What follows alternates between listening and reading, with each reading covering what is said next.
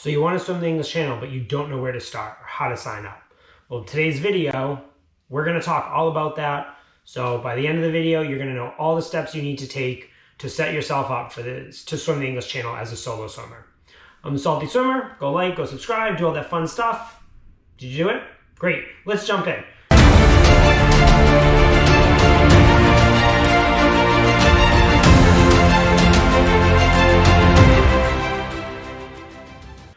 Super simple first step.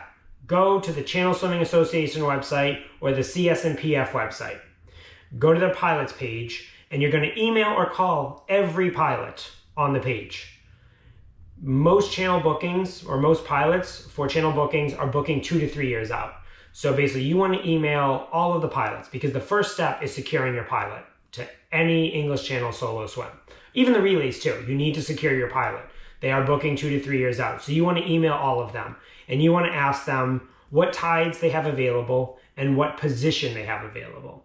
So to better understand the positioning, every tide, so basically you swim mainly on neap tides because they're an easier tide to swim versus a spring tide.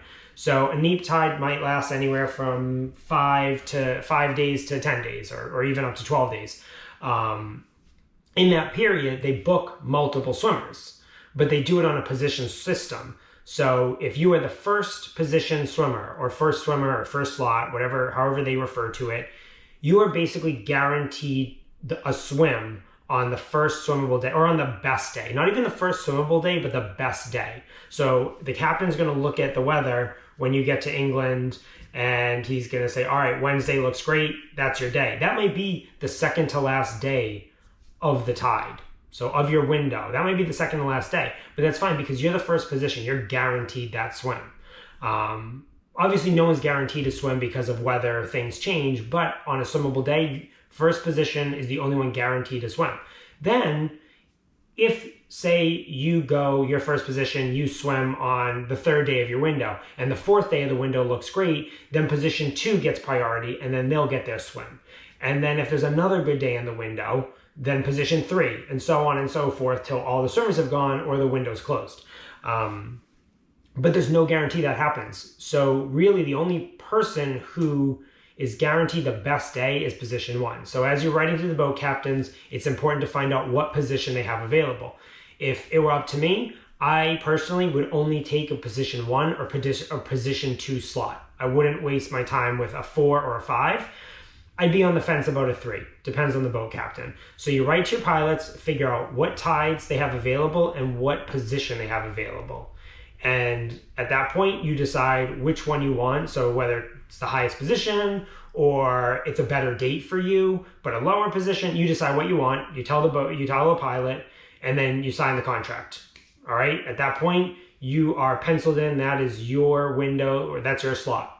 So that's going to happen 2 to 3 years out. Then you're going to go and you're going to find a coach like me, and we're going to come up with an awesome plan to build you from where you are currently to get ready for the English Channel so that you can potentially have a successful solo.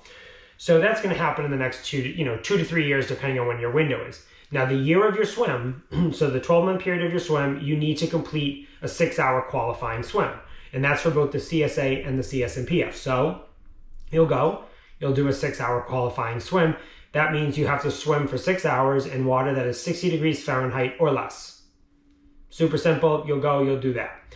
Once you've done that, you send your completion form to the CSA and or cs&pf and let them know, okay, you did that. You need to get a medical exam. So you need to get an appointment with your primary care physician, get a medical exam to sign off and say you're fit to do the English Channel. That's going to be part of your application to the CSA or the cs&pf. And then you need to fill out your full application for either the CSA or cs&pf by March of the year of your swim. So you need to get all that done. Once you've done that, there's some other smaller steps that differentiate the CSA. They make you buy a registration packet the year of your swim, so you'd have to go do that beforehand. The cs&pf has their own process and forms that you have to fill out. The CSA makes you become a member, so you have to become a yearly member the year of your swim as well. So there's some other smaller steps, but the big general steps are find your pilot, get a contract signed. That's number 1. Once you've done that, It's 6-hour qualifying swim, it's your medical, and it's getting your application to the CSA or cs&pf in by March, the year of your swim. Once you've done all that, then it's about getting to Dover, it's about booking all your lodgings, it's about, prepping for the swim. So that's really it. Super simple process.